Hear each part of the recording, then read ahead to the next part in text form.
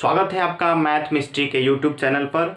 अगर आप हमारे चैनल पर नए हैं तो आप मेरे चैनल को सब्सक्राइब कर लीजिए। अगर मैथ सीखना है तो मैथ मिस्ट्री को सब्सक्राइब जरूर करें। आज हम लोग समुच्चय के बारे में जानेंगे कि समुच्चय क्या होता है और समुच्चय को निरूपित करने की कौन कौन सी विधियां हैं। समुच्चय को निरूपित करने की दो विधियां हैं, रोस्टर विधि और समुच्चय निर्माण विधि। तो आज हम लोग इन दोनों विधियों को बेहतर तरीके से समझेंगे, एकदम आसानी से समझेंगे। यदि आप समुच्चय को सीखना चाहते हैं, समझना चाहते हैं तो वीडियो में बने रहिए। चलिए स्टार्ट करते हैं।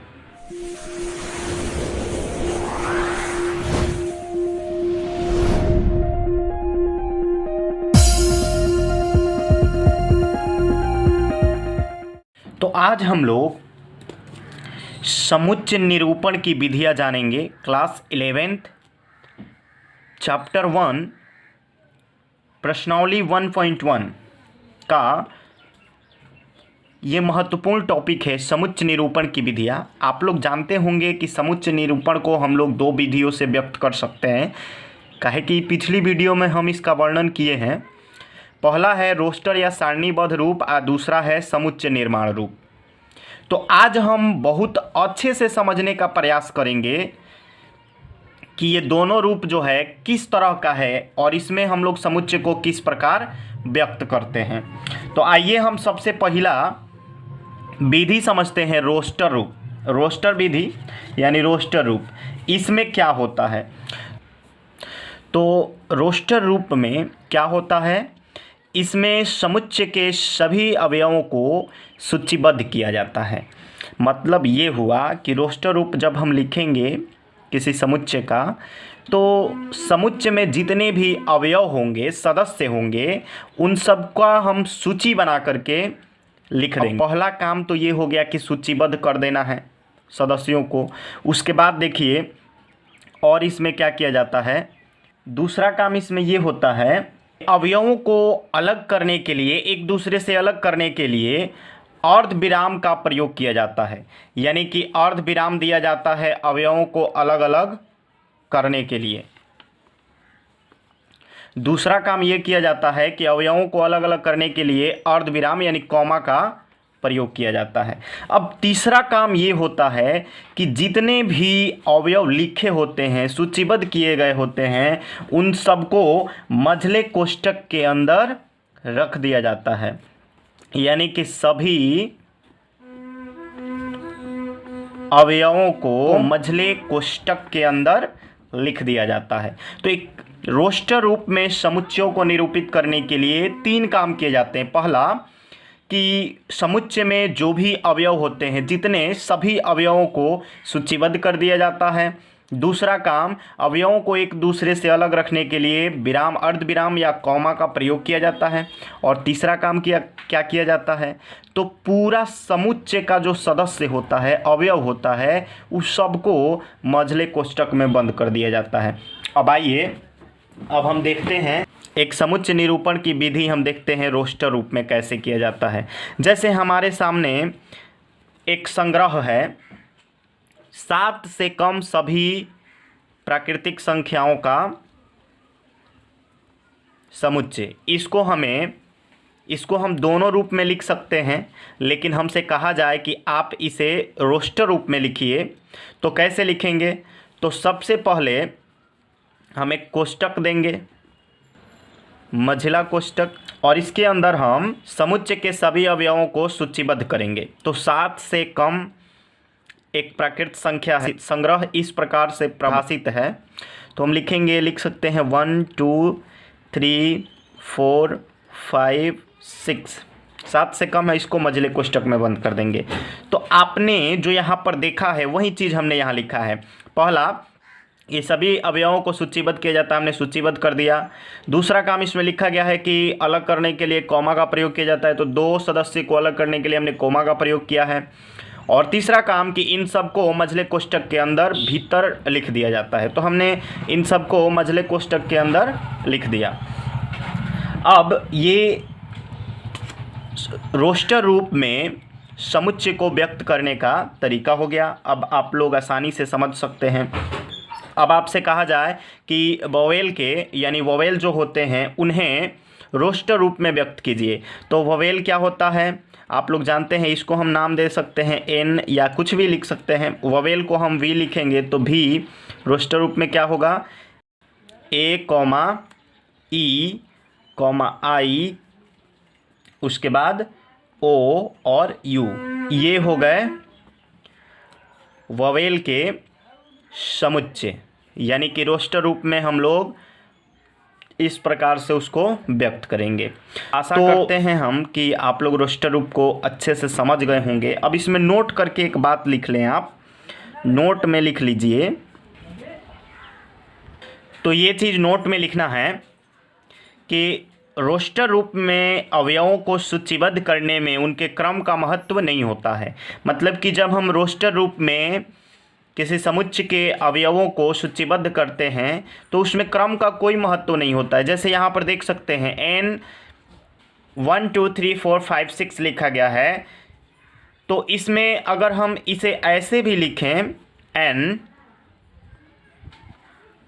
मझला कोष्टक 1 5 3 4 2 6, तो इसमें कोई क्रम नहीं दिख रहा है। यहाँ पर आपको क्रम दिख रहा है लेकिन यहाँ पर कोई क्रम नहीं दिख रहा है। तो हम ऐसे भी लिख सकते हैं, ये बिल्कुल सही है, रोस्टर रूप में ये सही है।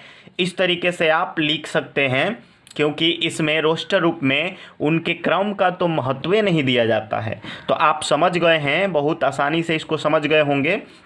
चलिए अब आगे बढ़ते हैं और दूसरे विधि को हम लोग समझने का प्रयास करते हैं, जिसका नाम है समुच्चय निर्माण विधि। अब समुच्चय निर्माण रूप में क्या किया जाता है, तो समुच्चय के जितने भी अवयव होते हैं उनके एक सर्वनिष्ठ गुण धर्म को ज्ञात किया जाता है। तो यहाँ पर देख सकते हैं कि समुच्चय के सभी अवयवों का एक सर्वनिष्ठ गुण धर्म लिया जाता है। सर्वनिष्ठ गुण का मतलब होता है जो गुण सभी में निहित हो। उसके बाद इसके अवयवों का वर्णन करने के लिए एक्स वाई जेड का प्रयोग किया जाता है, यानी प्रतीक के रूप में एक्स वाई या जेड का प्रयोग किया जाता है।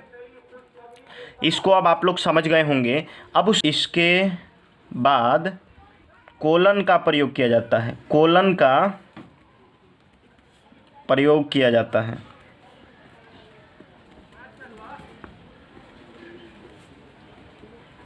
जिसका प्रतीक चिन्ह आप लोग को पता है, इससे पहले मैं बता चुका हूं। इसके बाद संपूर्ण कथन को मझले कोष्टक से बंद कर दिया जाता है। तो ये हो गया समुच्चय निर्माण रूप में समुच्चयों को निरूपित करने का तरीका। आप समझ गए हैं। इसमें 3 स्टेप है। पहला होता है ये कि समुच्चय के सभी अवयवों का एक सर्वनिष्ठ गुणधर्म लिया जाता है। जैसे कि वोवेल जो होते हैं ए ई आई ओ यू, इनमें एक सर्वनिष्ठ गुणधर्म है। तो इसके गुण को हम लोग क्या बोलेंगे कि ए ई आई ओ यू एक वोवेल हैं जो सभी के लिए समान है। ए ई आई ओ यू में से सभी वोवेल हैं, तो इनका सर्वनिष्ठ गुण हो गया वोवेल यानी कि स्वर। उसके बाद इन्हें वर्णित करने के लिए, वर्णन इनका करने के लिए एक्स वाई जेड का प्रयोग किया जाता है। उसके बाद कोलन का प्रयोग किया जाता है और कोलन के बाद उस संपूर्ण कथन को लिखा जाता है और पूरे कथन को लिखने के बाद उसे मझले कोष्टक में बंद कर दिया जाता है। आइए अब हम एक निरूपित करके देखते। अब हमें यहाँ पर जो रोस्टर रूप में दिया गया है ए ई आई ओ यू, इसको हमें समुच्चय निर्माण रूप में व्यक्त करना है। तो हम क्या करेंगे, सबसे पहले हम लिखेंगे समुच्चय का नाम भी हो गया। समुच्चय आप लोग जानते हैं, समुच्चयों को कैपिटल लेटर के द्वारा व्यक्त किया जाता है। ये हम पिछली वीडियो में बतलाए हुए हैं। अगर आप उसे नहीं देखे हैं तो आई लिंक में जाकर देख सकते हैं। जो आपके ऊपर एक पट्टी चल रही है उसमें आप देख सकते हैं। तो भी हमने लिख दिया। उसके बाद मझले कोष्टक, उसके बाद हम क्या देंगे, एक्स एक्स ले सकते हैं, वाई वाई, तो हम लिखेंगे एक्स कोलन एक्स। आप इस कोलन का अर्थ समझ चुके हैं और इस कोष्टक का अर्थ अगर नहीं जानते हैं तो हम अभी बता देते हैं। इस कोलन का अर्थ होता है जहाँ। तो हम क्या लिखेंगे इसको, एक सर्वनिष्ठ गुण इसमें क्या है, ए ई आई ओ यू में सर्वनिष्ठ गुण क्या है, तो ये अंग्रेजी वर्णमाला का एक स्वर है, यानी कि वोवेल है। तो हम लिखेंगे एक्स सच दैट एक्स अंग्रेजी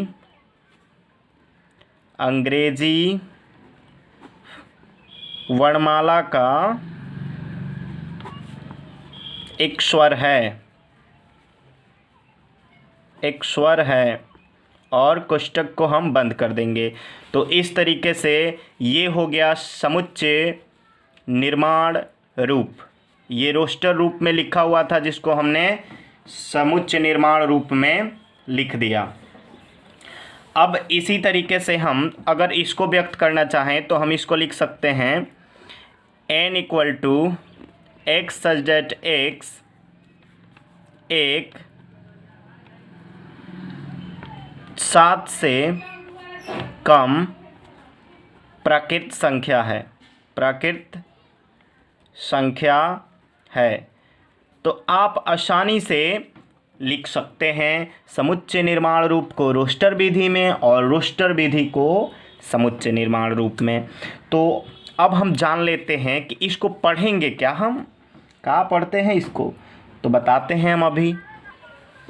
इसको हम पढ़ेंगे सभी x का समुच्चय जहाँ x अंग्रेजी वर्णमाला का एक स्वर है। इसी तरीके से दूसरा वाला को क्या पढ़ेंगे, सभी x का समुच्चय जहाँ x एक 7 से कम प्राकृतिक संख्या है। तो यहाँ पर है, देख सकते हैं 7 से कम प्राकृतिक संख्या है। तो अब यहाँ पर हम कहाँ से पढ़ रहे हैं जी, सभी x का समुच्चय। तो ये जो कोष्टक है, मझिला कोष्टक, इसका प्रयोग किस काम के लिए होता है, सभी x का समुच्चय, मतलब कि सभी x का समुच्चय के लिए इसका प्रयोग होता है कोष्टक का। और कोलन का प्रयोग होता है, ये कोलन जो है इसका प्रयोग होता है जहाँ के लिए जो हम पिछली वीडियो में भी बता चुके हैं। अगर उसको आप नहीं देखे हैं तो अवश्य जा करके देखिए। तो अब आप पढ़ सकते हैं, इसको क्या पढ़ेंगे, सभी x का समुच्चय जहाँ x अंग्रेजी वर्णमाला का एक स्वर है। इसी तरीके से सभी x का समुच्चय जहाँ x एक 7 से कम प्राकृत संख्या है। और इसे आप रोस्टर रूप में देख सकते हैं, यहाँ पर सूचीबद्ध किया गया है कि सभी ये प्राकृत संख्या है और 7 से कम भी हैं। इसी तरीके से अंग्रेजी वर्णमाला का एक स्वर है, तो इसको भी यहाँ पर व्यक्त किया गया है AEIOU से। तो आशा करते हैं कि दोनों अब समझ गए होंगे आप। अब आइए हम लोग चलते हैं अभ्यास प्रश्न पर। प्रश्नावली 1.1 का पहला प्रश्न है, निम्नलिखित में कौन से समुच्चय हैं, अपने उत्तर का औचित्य बताइए। तो 1 का 1 नंबर है, जे अक्षर से प्रारंभ होने वाले वर्ष के सभी महीनों का संग्रह। 1 का 1 नंबर, एक वर्ष में 12 मंथ होते हैं, 12 महीना होता है, और 12 में कितने महीने जे से शुरू होते हैं। तो आपको पता है कि 12 में फर्स्ट मंथ आता है जनवरी, जो जे से शुरू होता है। उसके बाद जून आता है और जुलाई आता है। ये 3 गो मंथ है जे से शुरू होने वाला, तो इनका संग्रह 1 से अधिक है, इसलिए ये क्या है, एक समुच्चय है। ये समुच्चय है। पहला का आंसर हो गया समुच्चय है। दूसरा नंबर देखिए, भारत के 10 सबसे अधिक प्रतिभाशाली लेखकों का संग्रह। अब एक बात बतलाइए कि आपके नज़र में प्रेमचंद्र जी प्रतिभाशाली लेखक हैं, तो हो सकता है कि दूसरे के नज़र में वो नहीं भी हों। यह चुनाव करना कि सबसे अधिक प्रतिभाशाली कौन है मुश्किल है, अतः ये समुच्चय नहीं है, समुच्चय नहीं है, क्योंकि प्रत्येक व्यक्ति के लिए प्रतिभाशाली लेखक अलग अलग हो सकता है, लेकिन प्रत्येक व्यक्ति के लिए साल का यही 3 महीना होगा जो जे से शुरू होगा।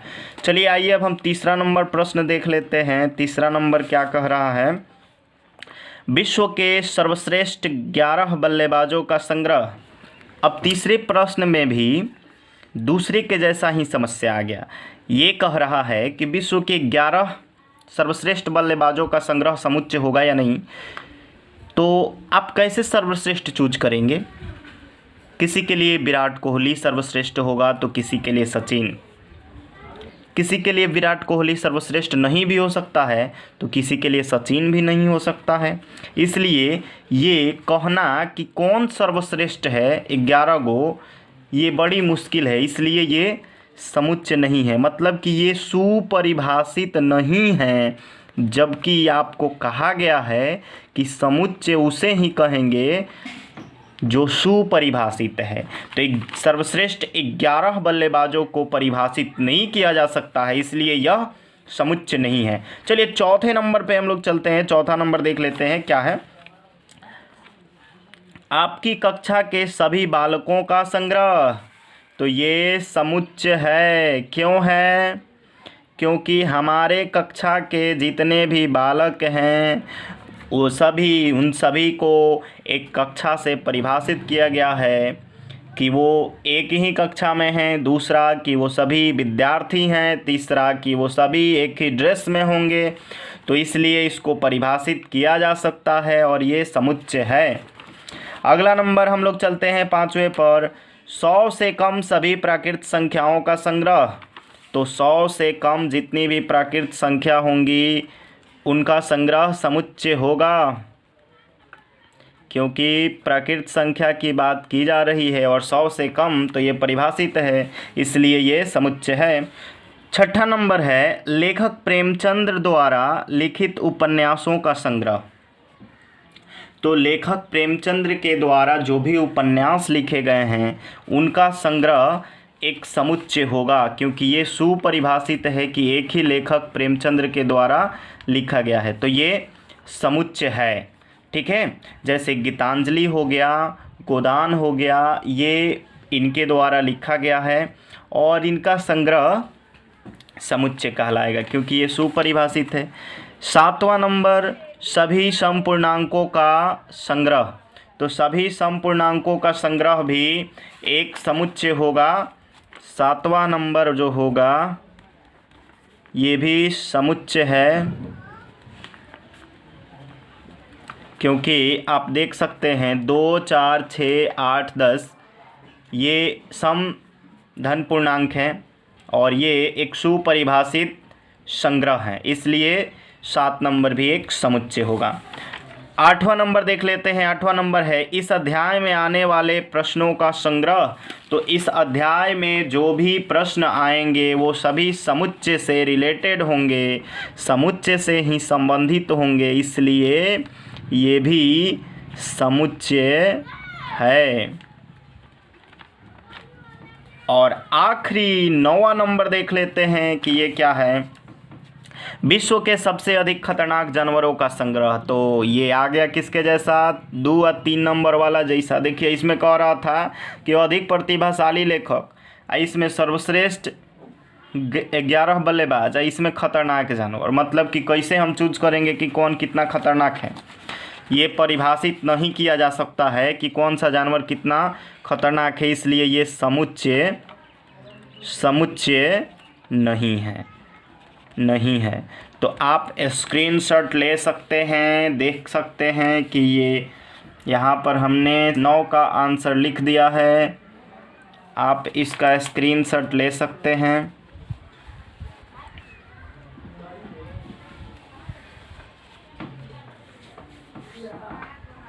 और आज के लिए इतना ही।